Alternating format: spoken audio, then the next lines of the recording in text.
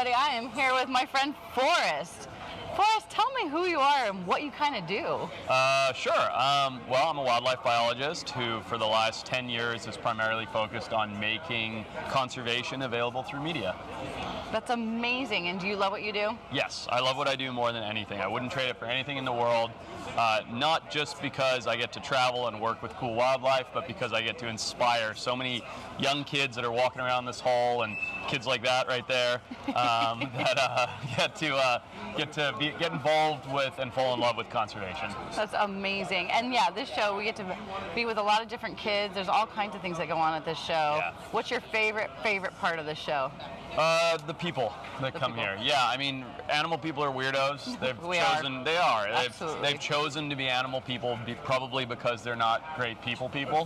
And we're all introvert in a very unique way, but then when we come together, it's like we have a common interest somewhere. And it's we saw it at the bar last night, but it's wild. And the amount of people that come here that have so many diverse backgrounds and unique interests, whether it's literally super worms or giant lizards or snakes or whatever, it's really interesting. I learn something new every single time I come to AnimalCon, and I like to think I'm pretty knowledgeable, and I learn so much. I learned something new so I work with superworms on a regular basis at my shop, but I always wear gloves because I get super itchy and sneezy. I'm allergic to shellfish. No kidding. Yep, so I am allergic to superworms.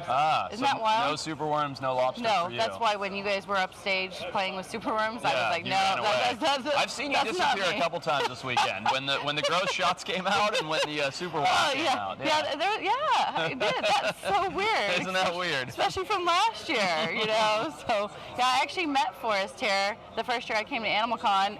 Knew nothing about you at all. 2 years ago. 3 years, yeah. This is our third year. Yep. Yeah. Knew nothing about you other than we just started hanging out and having a great time, and then everybody's like, hey, you know, this is Forrest. I was like, cool, yeah, he's a cool dude. And then we don't know much about each other at all. I'm USARK. I mean, that's not true. We hang out every year.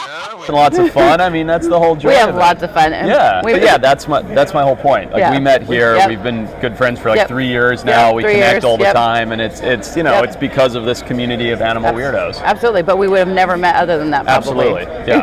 For sure. Absolutely. For sure. For sure. So do you know what USARK does?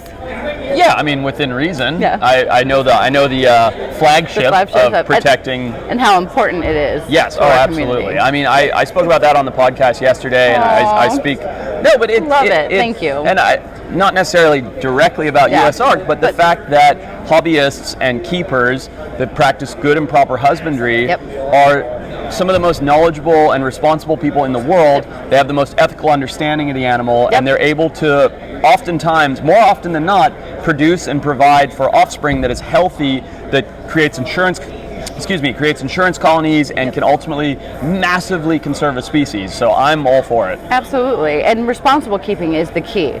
We want to be responsible, make sure that we're doing it correct, because we want these guys to be successful as well as we are. Of course. In the long run. Of course. And I wouldn't be up here saying the same thing for elephants, right? But you can have a bearded dragon in your one-bedroom apartment. You can't have an elephant in there. So, I think the problem is, especially when it comes to wildlife and like animal rights and human rights and all those things, is we as human beings apply blanket statements to all these things as though it's a one-stop shop solution, and it's not. No. Every reptile's different. From these guys to these guys, completely different. And the fact that you guys acknowledge that and appreciate that each animal has to be kept differently, as well as the upkeep is maintained well and good, I mean, it's a great thing. And that's the way it should be in the long Absolutely. run. So I'm going to ask you a random question. Shoot. What is your favorite invert to eat?